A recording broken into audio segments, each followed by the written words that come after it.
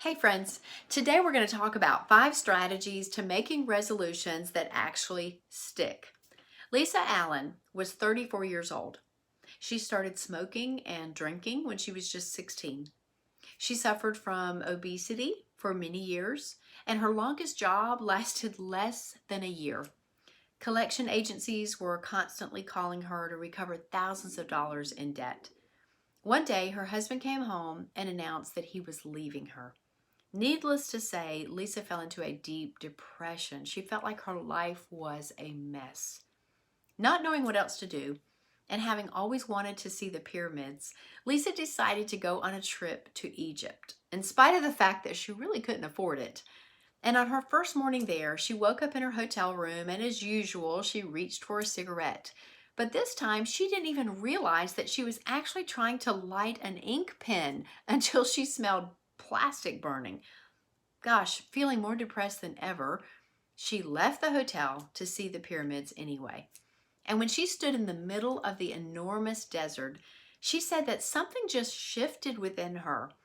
Suddenly, she thought that maybe what she really needed was a goal, just some kind of direction for her life.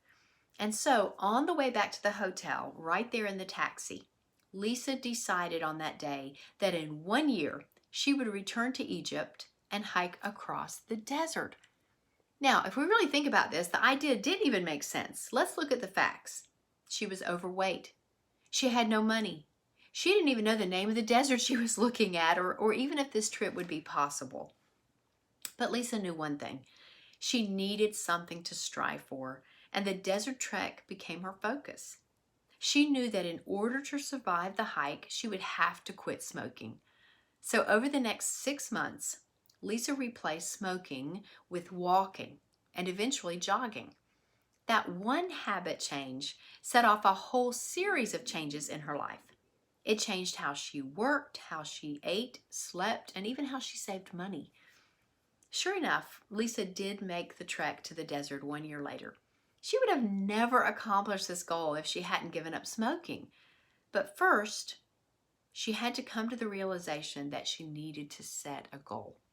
A few years later, Lisa lost 60 pounds, bought her first home, went back to school for a degree, became engaged, and held the same job for more than 3 years. She agreed to participate in this scientific study examining how forming new habits affects our brains. Researchers saw something fascinating when they looked at images of Lisa's brain. Her old habits, detected from a set of neurological patterns, those old habits were still visible on the brain scan, but they were being crowded out and overrun by her new habits. The scans also revealed that the areas of her brain associated with addictive craving and hunger, again, they were still active. Her brain was still producing those desires, those urges that made her smoke and overeat. The difference was there was new, stronger activity in the areas of Lisa's brain where self discipline begins. That activity kept getting stronger and stronger every time the scientists took a new scan. If you want to read more about Lisa's story and the scientific study, you can find that in the book, The Power of a Habit. Lisa's story shows us all how transforming just one habit can really change a whole series of events in a person's life. It also shows us how careful we have to be to keep fighting those old habits because they're still imprinted in our mind, just waiting for an old trigger to set them off once again. Maybe this is why New Year's resolutions are so difficult to maintain. Here are 5 strategies to jumpstart and hopefully continue new habits for 2021. Number 1, choose just one habit. It takes a lot of energy to fight an ingrained habit. So choose that one habit that has the potential to trigger many other habits or many other changes in your life. This habit is often referred to as a keystone habit because it automatically reprograms other areas of your life too. So, examples of keystone habits, among many others, could be exercise or eating dinner as a family together at night, eliminating an addiction. And then number 2, prepare new rewards. You see, every bad habit rewards us in some way. I mean, that's why we keep repeating them, right? So, whether a bad habit comforts us or it reduces our stress or alleviates boredom, we have to figure out a new set of rewards that can accomplish the same goal. The rewards can be small. Maybe it's something as simple as a piece of chocolate, or they can be more significant, like a vacation that's planned after you meet certain milestones. But it's a good idea to make a list of a variety of rewards so that we have them on hand and we won't need to rely on an old habit to feel better. And then number 3, become aware of cues. Learn to understand what sets off those bad habits. Is it a certain time of the day? Is it unexpected stress? Is it a challenging relationship in your life? Is it loneliness? You see, you can begin by first writing down what was happening right before you reached for that piece of cake or cigarette or drink or fill in the blank. What happened just before you lost your temper? And then once you can see how often and when those cues happen in your life, you can begin to figure out a plan to respond to them. And then number 4, create a new routine. Having a list of all the cues in your life really prepares you for that next step, which is creating a new routine in response to that cue. Lisa's cues were set off anytime she felt depressed or hopeless. She used to respond to those cues by smoking. So in order to prepare for her desert trek, again, she knew she had to set up a new routine of walking and then eventually jogging instead of smoking.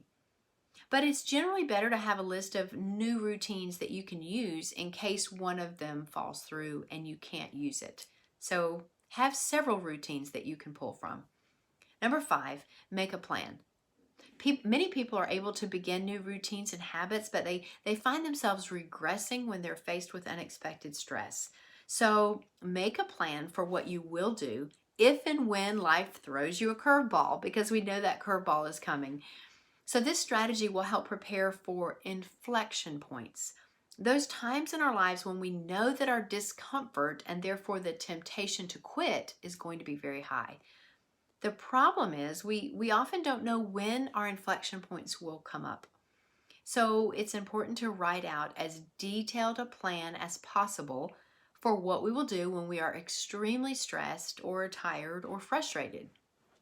For example, someone who might be dealing with an anger issue or a temper habit, this person can write down a plan where he will walk into a specific room. He will count to a certain number, and afterwards he will give himself a pre-planned reward. You see how that works? The more we demand of ourselves, the easier it can be to respond to life's demands. And this is especially true when we're throwing out those old habits and we're creating new, better habits for us. If we take just one bad habit and transform it, God helps us. He helps us, as we learned in the scientific study, by actually setting up a whole new loop in our minds that will make other changes easier. And the more we follow that new loop, the more self-discipline, the more strength we will find within ourselves. Romans 8:31 says, "What shall we then say to these things? If God is for us, who can be against us?" It's not too early to begin to think about what one habit you want to replace with a better habit as we prepare to begin a brand new year. And I don't know about you, but I want 2021 to be a lot different than this year. So challenge yourself, practice daily self-disciplines and the 5 strategies I shared with you today. Back to Romans 8:31. What then shall we say in response to these things? If God is for us, who can be against us? The things that Paul is referring to are the dozens of amazing proofs of God's unfailing love listed in the preceding verses. Romans 8 contains many of the cherished verses that comfort us. Verses like, "Therefore there is now no condemnation for those who are in Christ Jesus." That's in verse 1. Don't you know, isn't it great to know that we're not condemned? And the one who gets us through difficult times. How about this verse? "We know that in all things God works for the good of those who love him, who have been called according to his purpose. Verse 28. You know, verse 31 of Romans 8, it's a culmination of all these wonderful promises from God. It reminds us who God is and how he does help us when we're trying to do difficult things. When we grasp the truth that God is for us, we have nothing to fear. God is for us in the sense that he is on our side. He is working on our behalf and for our good, even in spite of our mistakes. He has adopted us as his children if we will simply choose to believe and accept his gift of salvation. The follow-up question, who can be against us? It's a rhetorical question. It's another way of saying there is no one who could possibly be more powerful than God, or no one can destroy us.